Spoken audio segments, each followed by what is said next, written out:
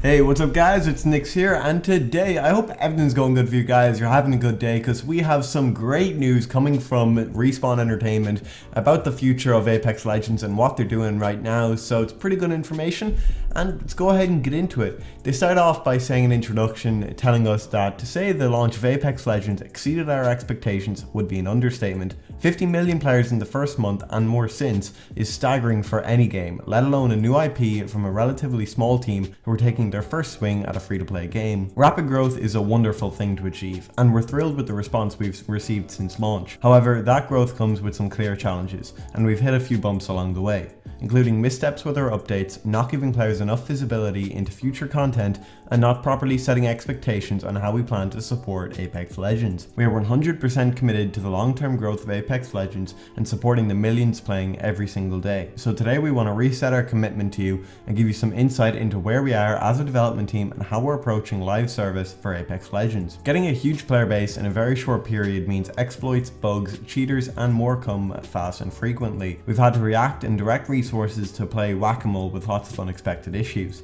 Since launch, we've shipped a number of server and client patches that have addressed a range of issues. While we've made some good progress towards a healthier game, as our community grows, issues have come up that need to be addressed. The stability of Apex Legends is very important to us, and we've been doing a lot of work internally to improve our process across the board.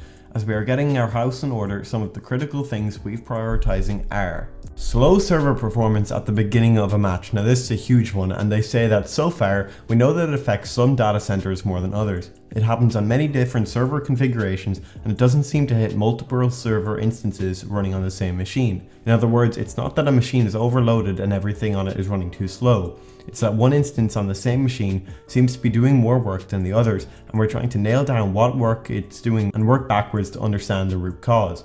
This is extremely a high priority for us, and we'll keep updating you on our progress.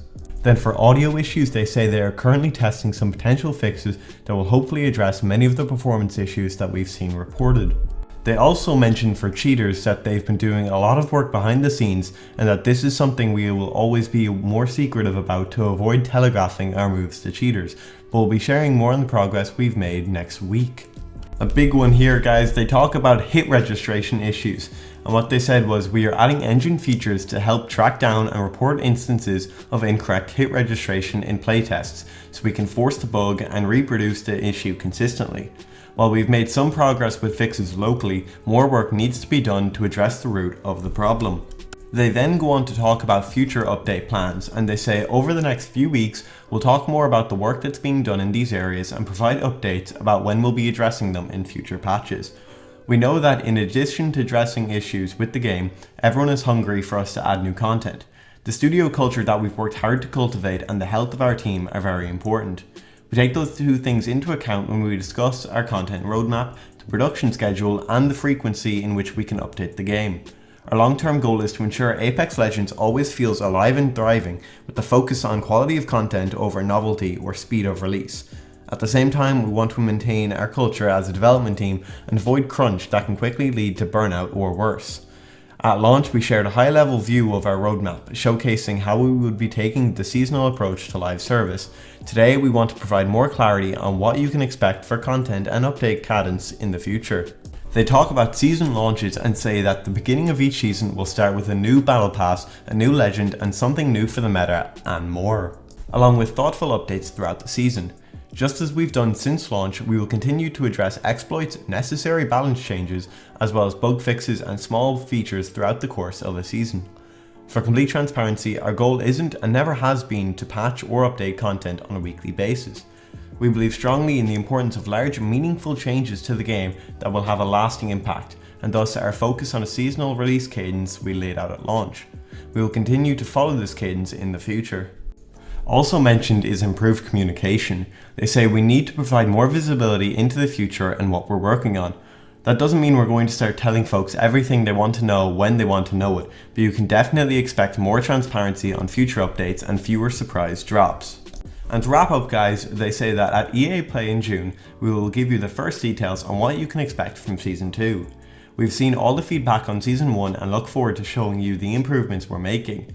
For Season 2, you can expect a battle pass with more meaningful content, the introduction of a new legend, the debate the debut of a new weapon, and you didn't expect Kings Canyon to stay the same forever, did you? Lastly, regarding other games in development at Respawn, it is important to understand that there are entirely separate development teams working on Apex Legends and Star Wars Jedi Fallen Order. Additionally, in order to support Apex Legends, we are pushing out plans for future Titanfall games. No resources from Apex Legends team are being shifted to other titles in development here at the studio, nor are we pulling resources from the team working on Star Wars Jedi Fallen Order. We know we've a lot of work ahead of us, but we're up to the challenge and are looking forward to building Apex Legends to its full potential with our players. Drew McCoy, Executive Producer, Apex Legends.